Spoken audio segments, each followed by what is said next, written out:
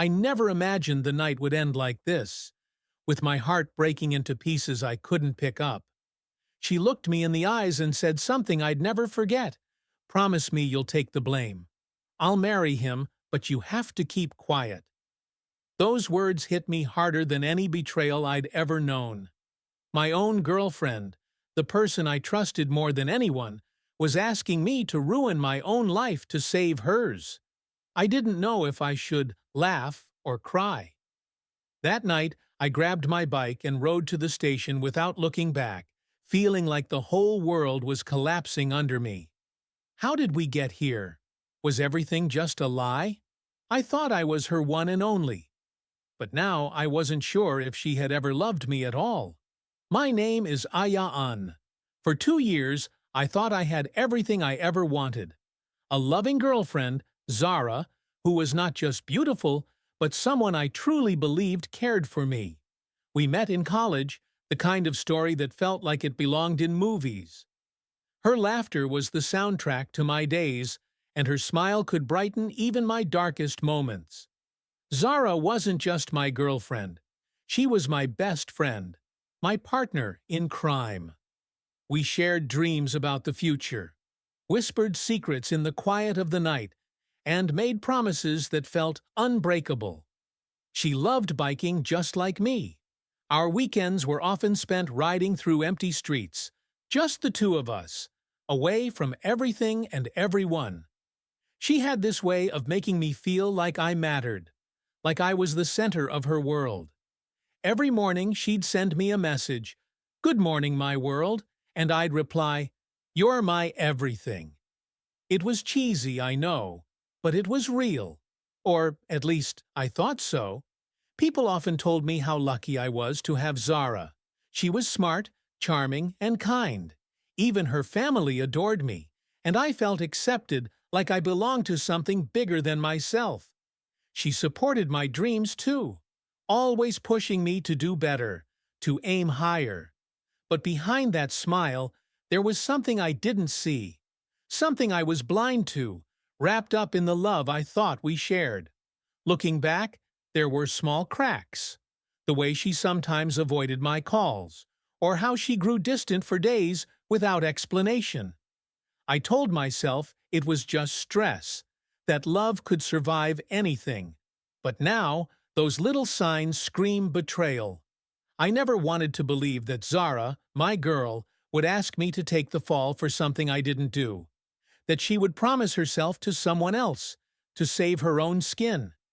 For me, love was simple: honesty, trust, and loyalty. But I guess for her, it was something else entirely. It started with a text. Just a simple buzz from Zara's phone when we were supposed to be enjoying a quiet dinner together.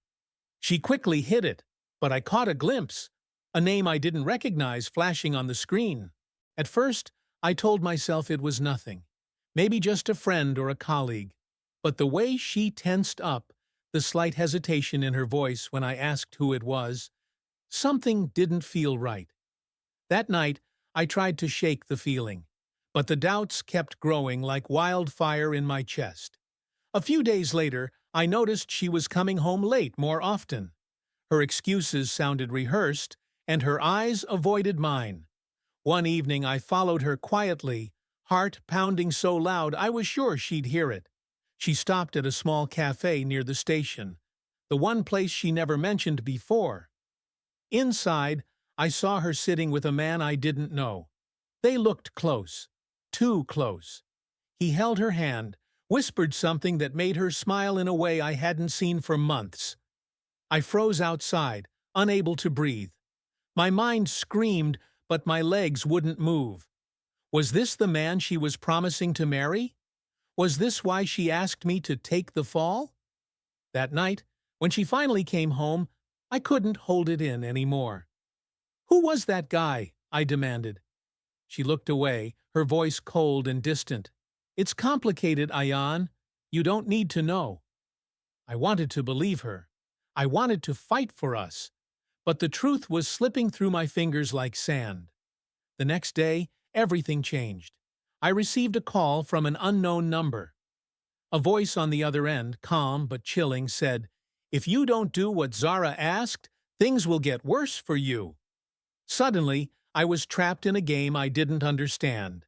And Zara, she was no longer just my girlfriend. She was my biggest enemy. I couldn't sleep that night. Every time I closed my eyes, Zara's face haunted me. The smile she gave that man, the way she looked so different from the girl I thought I knew. My mind spun in circles. Was I imagining things? Was I just being paranoid? I kept replaying our last conversation, searching for clues I missed. "It's complicated," she said. But what was complicated about holding hands with someone else? About asking me to ruin myself to cover for her? I stared at my phone for hours, tempted to call her again, to demand answers. But a small voice inside warned me. What if I pushed too hard? What if I lost her completely? "Maybe it's not what I think," I whispered to myself.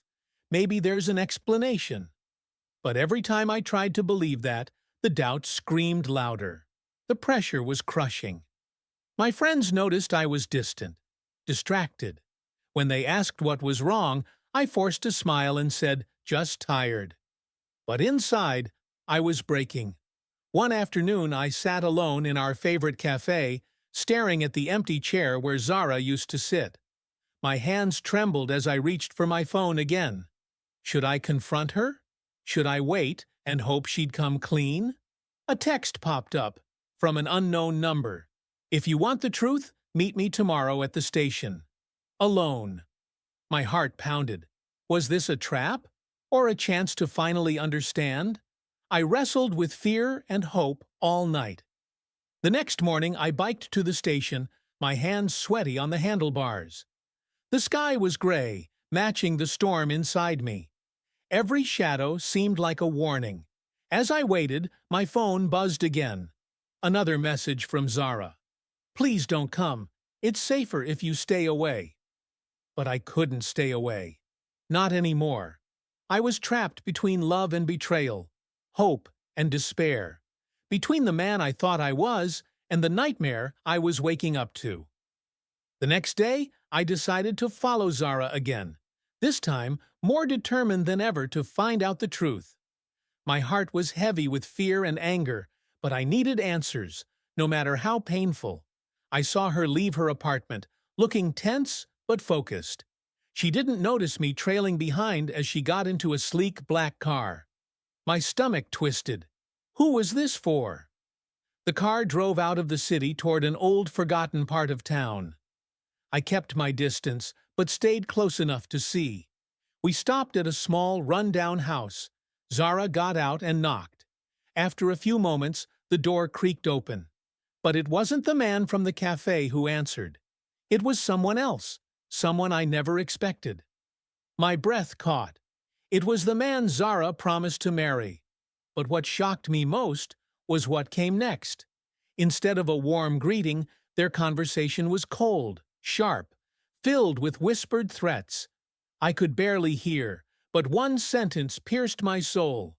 "If he doesn't take the blame, everything falls apart. For both of us."